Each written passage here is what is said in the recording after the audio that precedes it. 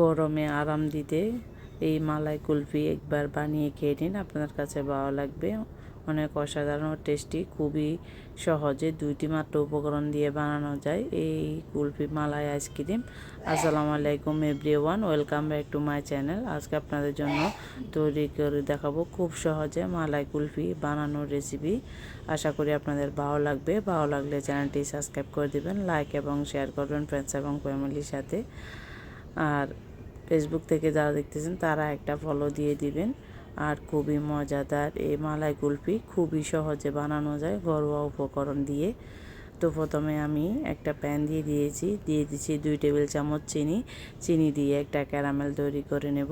আর ননস্টিকে তো ক্যারামেল আপনারা জানেনই, পানি ছাড়াই করা যায়। মিডিয়াম টু লো হিটে কিছুক্ষণ নেড়ে ছেড়ে না রেখে দিলে এক সাইড থেকে আস্তে আস্তে ক্যারামেল হয়ে আসে।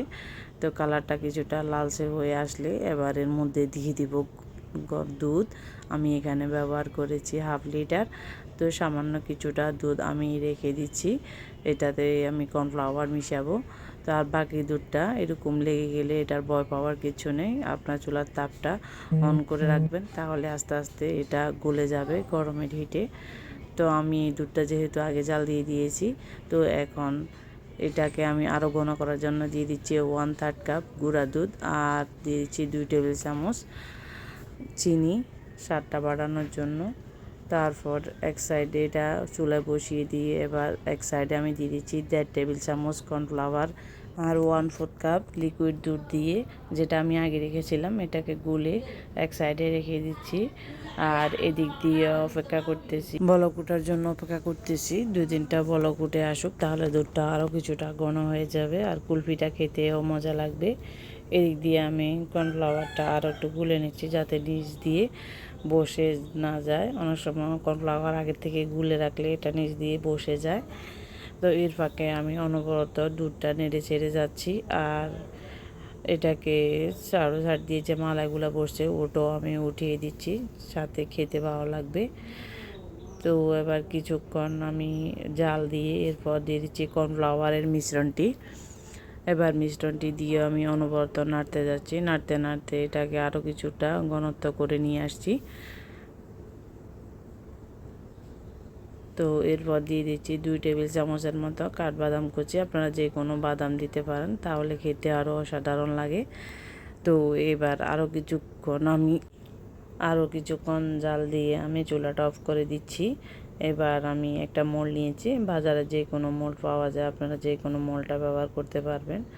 তো এবার আমি এটাকে একটা জগে নিয়ে নিয়েছি একটু ঠান্ডা করে। তো দিয়ে এবার মোল্ডে দিয়ে দিচ্ছি। মোল্ডগুলো ছাড়া আপনারা যে কোনো বক্সে বা সেট করতে পারবেন বা গ্লাসে। তো আমি একটা ফয়েল পেপার দিয়ে এবার ভালো করে এটাকে মুড়ে দিচ্ছি। আর উপর দিয়ে একটু সিদ্ধ করে নিয়েছি ছুরি দিয়ে।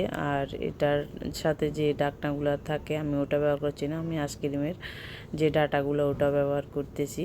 তো সেটা আমার হয়ে গেছে। এবার আরও কিছু অংশ আমার মালাই রয়ে গেছে। তো এটাকে আমি অন্য একটা ছোট 1 টাইম গ্লাসে দিয়ে এটাকে সেট করে নিচ্ছি। তো আমি একটা ডিশে ভরে এটাকে 12 ঘন্টার জন্য ডিপ ফ্রিজে দিতেছি যাতে এটা জমে যায়। তো 12 ঘন্টা পর দেখুন জমে এসছে, সবগুলো আমার ঠিকঠাক হয়ে আসছে। এবার এটা মোল্ড আউট করার পালা। তো আমি কিছুটা পানিতে দিয়ে এটাকে দিচ্ছি, তাহলে প্রায় 2 মিনিটের মতো রাখতেছি। তো এটাকে রেখে এবার তুলে নিচ্ছি, তুলে হাত দিয়ে এরকম প্রেস করে এবার ডাটাটা ধরে ঘুরিয়ে ঘুরিয়ে আমি এটাকে মোল্ড আউট করতেছি। এই স্টেপটা ফলো করলে খুব সহজে মোল্ড আউট করা যায়। আর এই কুলফিগুলো খেতেও অসাধারণ লাগে, খুবই টেস্টি হয়েছিল। আপনারা বাসায় তৈরি করে দেখবেন, আপনাদেরও ভালো লাগবে। গরমে দুপুরে এরকম একটা কুলফি আইসক্রিম খেতেও খুবই মজা লাগে। আর এই কুলফি মালাই আইসক্রিমগুলো বানানো খুবই সহজ আর খুবইও স্বাস্থ্যকর, বাচ্চারা তো খুবই পছন্দ করবে। তা আমার এই রেসিপি যদি আপনাদের কোথাও একটু ভালো লেগে থাকে তাহলে প্লিজ ফলো দিয়ে দিবেন, বেশি বেশি করে সাবস্ক্রাইব করে ফ্রেন্ড মাঝে শেয়ার করে দিবেন। তো আজ এই পর্যন্ত, ভালো থাকুন, সুস্থ থাকুন, দেখা হবে নতুন এপিসোডে। আল্লাহ হাফেজ।